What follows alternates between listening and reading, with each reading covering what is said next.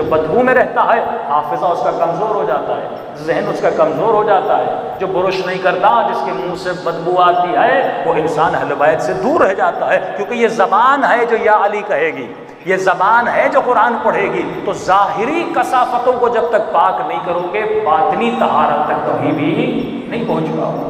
صاف ستھرا ہونا چاہیے مومن، صاف ستھرا ہونا چاہیے جوان، اس کا کپڑا پاک و پاکیزہ ہونا چاہیے، اس کا بدن پاک و پاکیزہ ہونا چاہیے۔ یہ پہلی منزل ہے، کیونکہ جب ظاہری طہارت پہ آ جاؤ گے، اب سیکنڈ مرحلہ ہے طہارت باطنی کا۔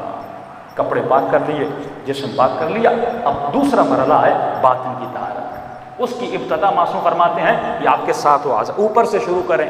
پہلے آپ کی دو آنکھیں ہیں، اور سب سے زیادہ جس معاشرے میں ہم رہ رہے ہیں، یہ معاشرہ آنکھوں کے گناہوں کا معاشرہ ہے۔ جوان 15 سال کے بعد اس کے وجود میں شہوت کا جذبہ ہوتا ہے۔ اسلام جذبوں کا مخالف نہیں ہے، تو اگر ایسا ہوتا لیاذ باللہ تو خدا گویا بندوں پہ ظلم کر رہا ہوتا۔ یہ مسیحیوں اور بدھسٹ کا عقیدہ ہے کہ شادی نہ کرو، اللہ کا کوئی ایسا عقیدہ نہیں ہے۔ خدا کہتا ہے میں نے تجھے ایک جذبہ دیا ہے، اگر میں نے تجھے کھانے کی طلب دی ہے تو میں نے تمہارے لیے کھانا حلال کیا ہے۔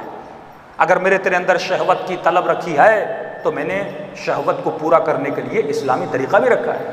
یہ تم ہو جو اپنے طریقوں کو بند کرتے ہو، کبھی نوکری کے بہانے سے، کبھی رزق کے بہانے سے، کبھی دوسرے بہانوں سے۔ کیا ہوتا ہے؟ انسان اس چیز سے دور ہو جاتا ہے۔ اور معصوم فرماتے ہیں جس باپ نے پہلا فریضہ اس باپ کو اپنے بیٹے کے لیے کیا ہے، اس بیٹے کی جلدی سے کیا کروائے؟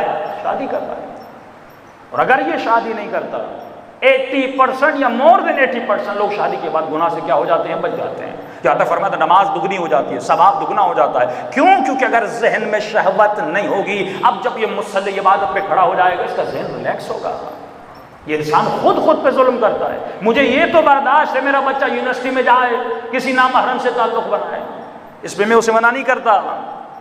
اور کس باپ کو یہ خود کو غفلت میں کہتے ہیں، ایک بندہ سویا ہوا ہے اسے اٹھا سکتے ہو، لیکن ایک نے خود کو جھوٹی کا سلایا ہوا ہے، اسے لات بھی مارو تو وہ نہیں اٹھے گا، کہ جھوٹی کا سویا ہوا ہے۔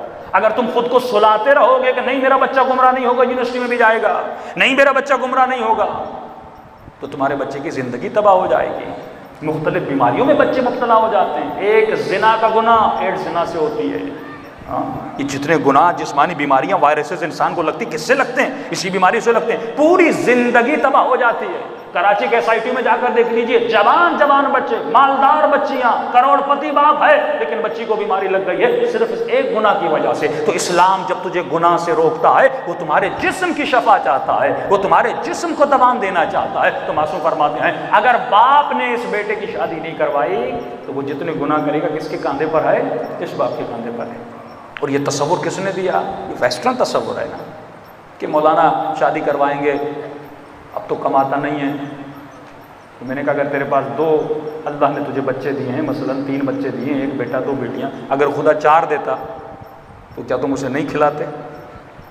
اور ایک بچی اگر ایکسٹرا گھر میں آ جائے گی، بھائی دن میں کتنی روٹیاں کھائے گی؟ ذرا عقل سے تھوڑی کیلکولیشن کر کے مجھے بتائیں کہ ایک بچی ایکسٹرا آپ گھر میں لا دے، 2 دن تو مہمان بھی آپ کے گھر میں آ جاتے ہیں نا، ایک بچی ایکسٹرا آ جائے تو وہ کتنی روٹیاں کھائے گی؟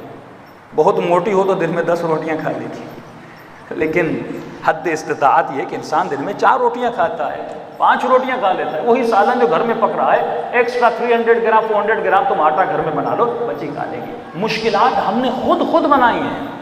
سیدہ کی شادی ہوتی ہے، مولا کے پاس حق مہر دینے کے لیے پیسے نہیں ہیں، اپنی زرع بیچتے ہیں تھوڑا سا حق مہر، اور حق مہر سے بھی کیا لیتے ہیں؟ جناب سیدہ کے گھر کے لیے چند برتن لیتے ہیں کہ میاں بیوی زندگی گزار لیں۔